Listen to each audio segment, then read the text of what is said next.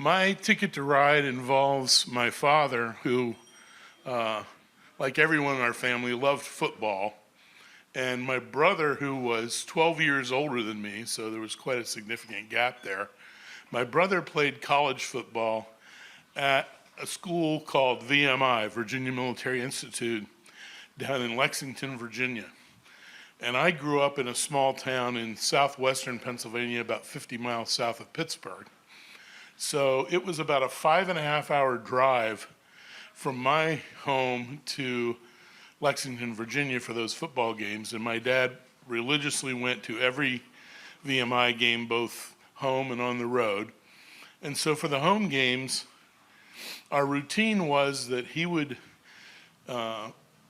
pick me up while I was still sleeping in my bed, carry me down. I was like in second grade at the time, maybe 7 or 8 years old. He would carry me down in a sleeping bag to the rear compartment of our Ford Falcon station wagon, a 1962 model, and load me in to the back of the station wagon, and he and my mom would then take off for Lexington, Virginia.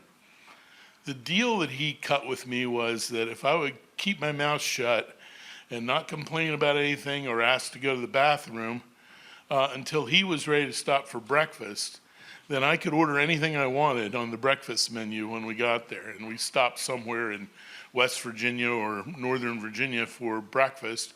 And I can remember several breakfasts of strawberry milkshakes and French fries, since I was allowed to order whatever I wanted. Then we would go to VMI, and there was a complication there. The reason he had to leave so early is that there was a period of time for the parents to visit with the players before the game, but you had to visit them in their barracks there, which was a military-style barracks. And children were not allowed to be in the barracks, so I was not allowed to go in for the visit. My mom and dad would go visit my brother in his barracks room, and consistent with the tone of the times, they just dumped me off. I was by myself, and that was considered totally okay at the time. But they would drop me at the VMI Museum on campus, which was maybe 3 blocks away from the barracks. And in that museum, the great thing was that they had all kinds of artifacts of Stonewall Jackson, including his stuffed horse, which I just fell in love with. And I spent several mornings of my youth looking at Stonewall Jackson's stuffed horse, looking at the raincoat with the bullet hole in it where he had been shot by his own men, and reading all about Stonewall Jackson. And I developed a huge interest in the Civil War, which goes on to this day. So now I drive my kids crazy by going to every Civil War battlefield I can find. But those were the trips we made.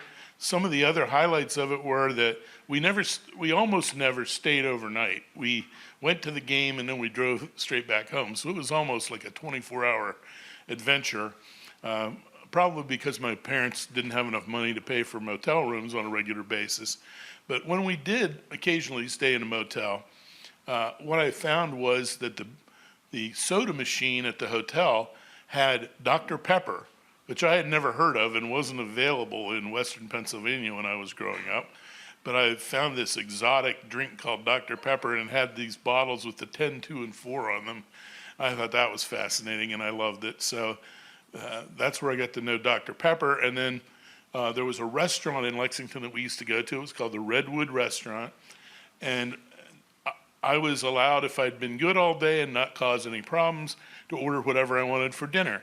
So my standard order was fried shrimp, and with that you got 2 sides.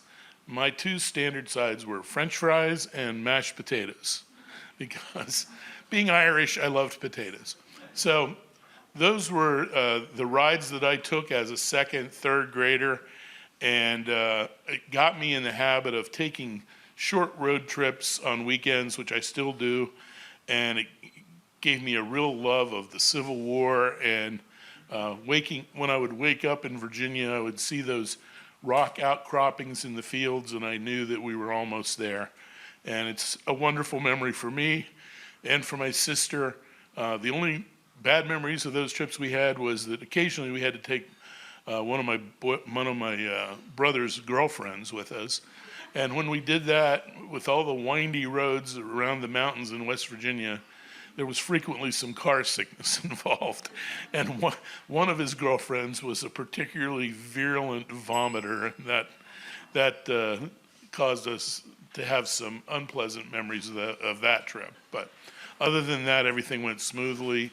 We found where all the best hot fudge sundaes were on the way home, and we bonded certainly as a family over those trips.